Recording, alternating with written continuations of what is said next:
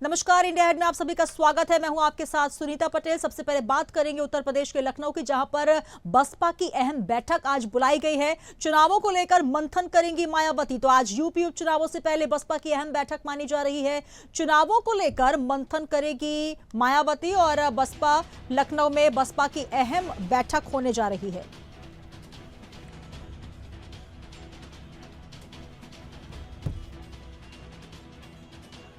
बड़ी खबर आपको दे रहे हैं, जहां पर आज मायावती बसपा कोऑर्डिनेटर्स और साथ ही समन्वयकों को बुलाकर बैठक करेंगी।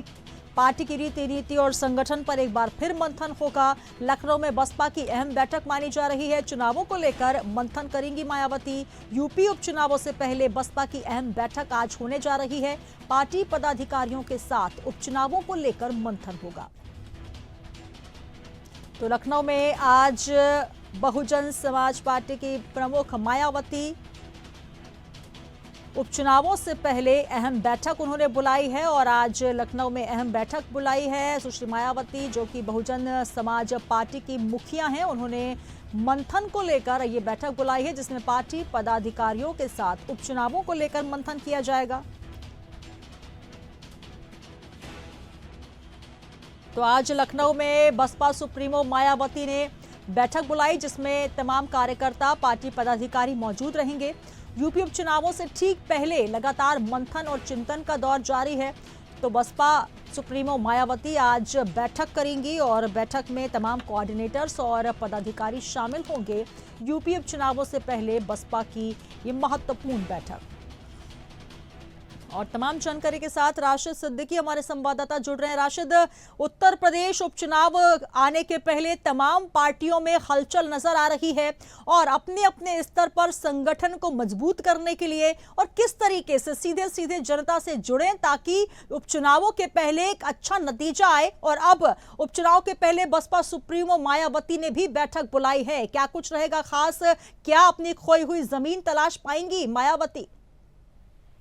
देखिए, बिल्कुल श्वेता, क्योंकि लगातार मायावती बैठक जो है वो लगातार जो लोगों से कर रही है और ऐसे में तमाम जो पार्टी के जो है आला अधिकारी हैं, पार्टी के पदाधिकारी हैं, उनको बुलाकर बैठक में उनको हिस्सा ले रही है। उनको जमीनी स्तर पर उतरकर लोगों से संवाद बनाने की बात कर रहे हैं। क्योंकि देखिए, अगर हम पिछले दो चुनाव की बात करें, चाहे लोकसभा या विधानसभा, जिस तरह से करारी हार और कहीं ना कहीं से जो बसपा की एक मजबूत वोट बैंक था, वो कहीं ना कहीं से वो खत्म हो चुका है। तो उसी जमीन को और वही वोट बैंक को वापस पाने के लिए लगातार बसपा सुप्रीमो इसका प्रयास कर रही है। और बैठक के दौर के क्योंकि देखिए, अभी तक लगातार जिस तरह से बसपा सुप्रीमो कहीं शांत बैठी थी, चाहे 2017 का चुनाव रहा हो, चाहे 2019 का चुनाव रहा हो, चाहे 2024 का लोकसभा चुनाव रहा हो, तो ऐसे में जिस तरह से मायावती को लगा कि उनके पूरी तरह से जो जमीनी स्तर है वो खिसक चुकी है। कहीं से पार्टी कार्यकर्ता किसी प्रकार की कोई मदद नहीं कर रहे हैं, ना तो जनता उनके कोई वादे उनको जनता समझ पा रही है। तो ऐसे में अब जिस तरह से ये चुनाव होना है यूपी के 10 सीटों का, ये सीटें मायावती के लिए भी बहुत अहम है। इसमें से अगर मायावती ने 3 सीट भी अगर जीत लेती है तो कहीं ना कहीं पार्टी के अंदर जो एक मजबूत संगठन बनाने का दावा है वो पेश कर पाएंगे। और ऐसे में आज जिस तरह से जो बैठक होनी है मायावती की, उसमें तमाम जो पदाधिकारी हैं वो शामिल हो गए। तो पार्टी के जो है जिला अध्यक्ष है उनको बुलाया गया है और जगह जगह गांव-गांव जाकर वहां पर लोगों से संवाद बनाने की बात की जा रही है। कानून व्यवस्था उत्तर प्रदेश में जिस तरह से चरमराई है उसकी बात की जा रही है। दलितों पर जिस तरह से अत्याचार हो रहे हैं उसकी बात करने के लिए जनता बोला जाएगा और लगातार विकास कार्यों को लेकर बोला जाएगा।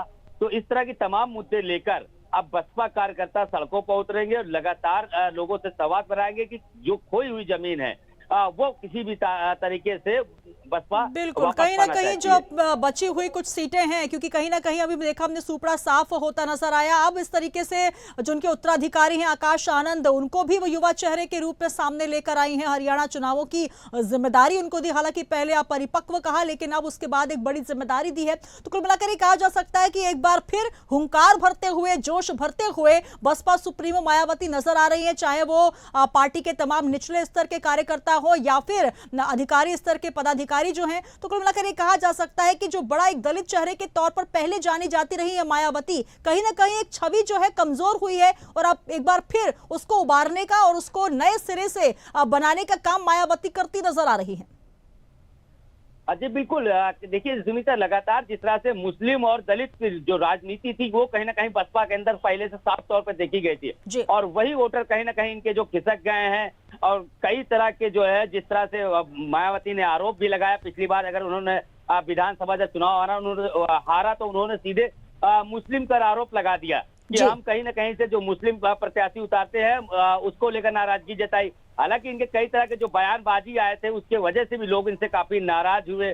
जो पार्टी के पुराने कार्यकर्ता हैं उन्होंने पार्टी को छोड़ दिया। किसी ने समाजवादी पार्टी ज्वाइन कर लिया, किसी ने कांग्रेस ज्वाइन कर लिया, किसी ने भारतीय जनता पार्टी। तो ऐसे में जो मजबूत जो बड़े कार्यकर्ता थे वो भी कहीं ना कहीं बसपा का दामन छोड़ चुके हैं। और उन्हीं सब चीजों को लेकर जो अब एक अहम बैठक है, मायावती को भी इस चीज का एहसास हो गया है कि जिस तरह से पूरी तरह से उत्तर प्रदेश के अंदर सुपड़ा उनका साफ हो चुका था और पूरी जमीन जो उनकी पूरी खिसक चुकी थी, अब उस जमीन को वापस पाने के लिए लगातार पूरा संभव प्रयास कर रही है। और इसको लेकर चाहे वो हर एक मामले को लेकर जिस तरह से अब वो प्रदर्शन अगर बात करें या आंदोलन की बात करें, जिस तरह पिछली बार देखा गया था भारत बंद के समय भी लगातार उनके कार्यकर्ताओं ने भारी प्रदर्शन किया था। तो इन सभी चीजों को लेकर अब वो बसपा लगातार कहीं ना कहीं जिस तरीके से राशिद बंजर होने का पार्टी को कई नेताओं ने कहा कि अब पार्टी बंजर हो चुकी है, कहीं ना कहीं इसमें उपजाऊ कुछ नहीं बचा, लेकिन मायावती एक बार फिर उसमें खाद पानी देते हुए नींव को मजबूत कर रही है। बहुत शुक्रिया हमारे साथ जुड़ने के लिए। आगे भी आपसे अपडेट्स लेंगे। तो पार्टी पदाधिकारियों के साथ